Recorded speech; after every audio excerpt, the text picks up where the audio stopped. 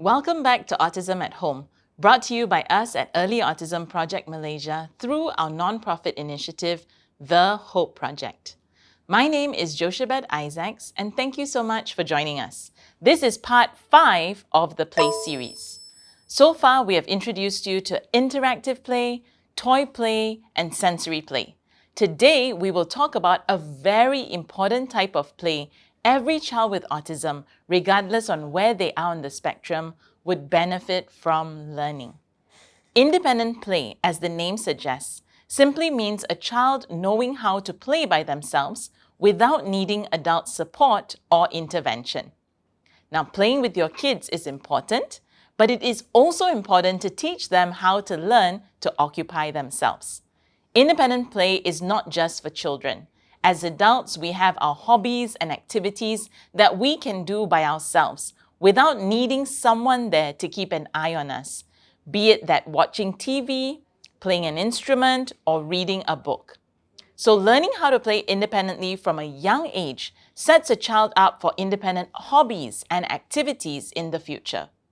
For parents, their child having this skill provides the relief of knowing that their child can occupy themselves safely or without stimming, nor requiring around-the-clock monitoring. Moreover, it allows parents to have their personal time to work and relax. If you remember, solitary play, in other words, independent play, is an important developmental stage of play before playing with other children. If a child cannot first play by themselves, it will be an additional challenge trying to keep up with their friends at the same time.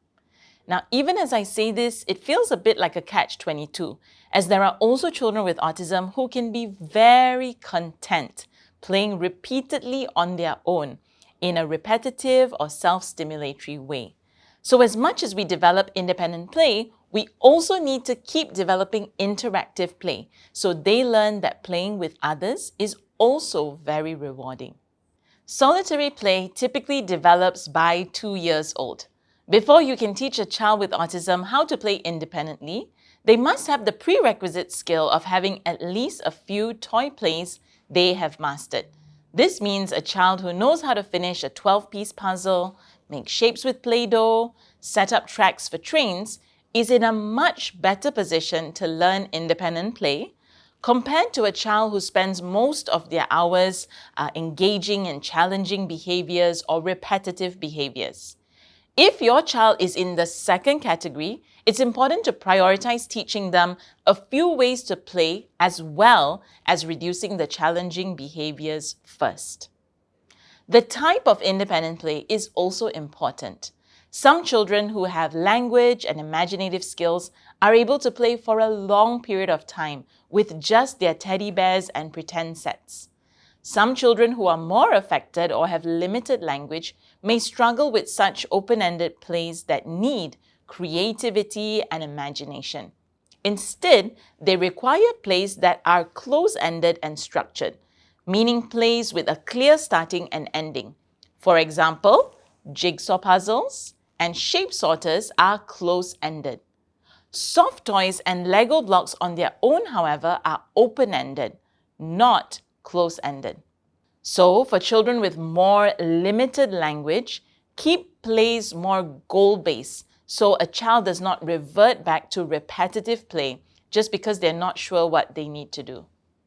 That being said, independent play has a pattern of evolving from close to open-ended as a child grows older, especially for typical children. At ages 2 to 3 years old, independent play activities might look like completing a puzzle, making Play-Doh shapes, a bit more close-ended. As children grow into 4 and 5-year-olds, they may start to build objects with Legos or do fun worksheets like coloring and word search. And by 6 years and above, children are used to open-ended toys like Barbies and cars to build cities and towns and storylines. Hence, we try to encourage this as best as we can in our children with autism so they're not stuck playing the same close-ended play a few years down the road. If your child is not able to do independent play of any sort, a basic prerequisite is to ensure they have a few close-ended plays they do know how to do. like puzzles, shape sorters, and maybe even matching pages. So we are going to show you a structured way of teaching independent play. Here are some of the materials you will need. A timer, your child's mastered toy play, a social story on independent play, which we will call Play by Yourself. Some children may also require a video model to show what independent play looks like. You can download the free social story and video model in our Autism at Home article or create your own specific to your child. There are two ways a child shows they are independent in play. Firstly, the duration or how long they can play on their own before needing attention. Secondly is how far away the adult is when they are playing independently. Ideally, you would like your child to be able to play for as long as it is appropriate for their age and be even in a different room while that happens. Again, if that is appropriate for your child. For example, you wouldn't leave a 1-year-old to be on their own in an open room for 1 or 2 hours, but that's safe if it was a 12-year-old. This example shows both the duration the child is playing on their own slowly increasing, as well as the distance of the adult from the child. Durations can continue right up to 5 minutes or above, depending on your child's age. Here's how you teach independent play. Read a social story and show the video model if you have one. Tell your child, play by yourself. Start the timer for the duration they are at. Sit or stand at the distance the adult needs to be from the child. We would consider the child successful at a step if they did not need the adult to jump in to support them in any way.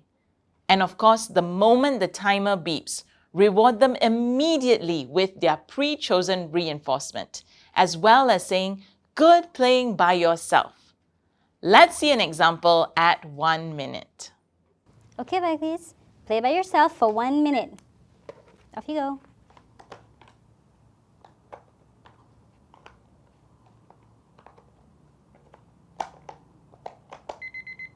Oh, timer beeped. Are you done? Yay! Well done. Good job playing by yourself. Here you go. What sound? As with any program we teach on Autism at Home, there is bound to be some hiccups when teaching this program. Here are some tips to help navigate them. My child finishes their activities before the timer beeps. Sometimes children are so fluent at the plays they are really quick as well. This is nothing to worry about. Either give them more activities to match the timer or spend time teaching them more activities first. My child loses focus easily, even though it is an activity they know well. Some ways to help a child with focus issues is bringing the play back to the table, where attention could be better, and practicing independent play there before you go back to the floor. A second strategy is to break the duration or distance you are at down even more. If 10 seconds is too long, go to 8. If 8 is too long, go to 5. Make it so you can reward your child at the level most successful to them. And of course, make sure they are constantly successful at that step 2 or 3 times before moving them to a harder step. Now, before we wrap up, let's have a quick review. Pop quiz. Terry's mother would like him to start playing with other children. Which of the below plays are prerequisites? Imaginative play, toy play, independent play, or interactive play?